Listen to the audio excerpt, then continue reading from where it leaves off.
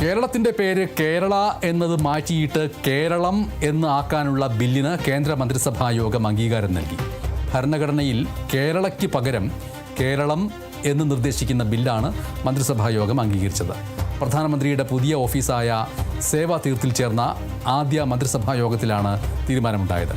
ഭരണഘടനാ ഭേദഗതി bill budget സമ്മേളനത്തിൻ്റെ രണ്ടാം ഘട്ടത്തിൽ അവതരിപ്പിക്കാനാണ് സാധ്യത.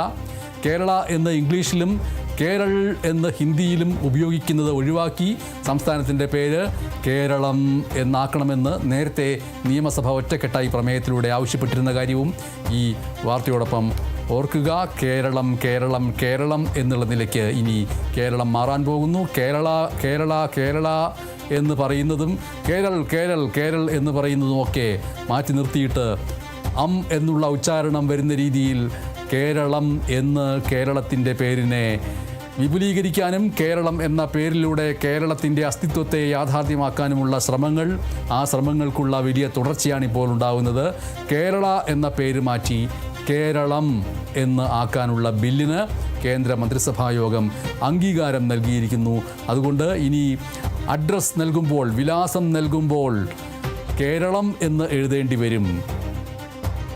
ഭരണഘടനയിൽ കേരളയ്ക്ക് പകരം കേരളം എന്ന് നിർദ്ദേശിക്കുന്ന ബില്ലാണ് മന്ത്രിസഭാ യോഗം ഇപ്പോൾ അംഗീകരിച്ചിരിക്കുന്നത്.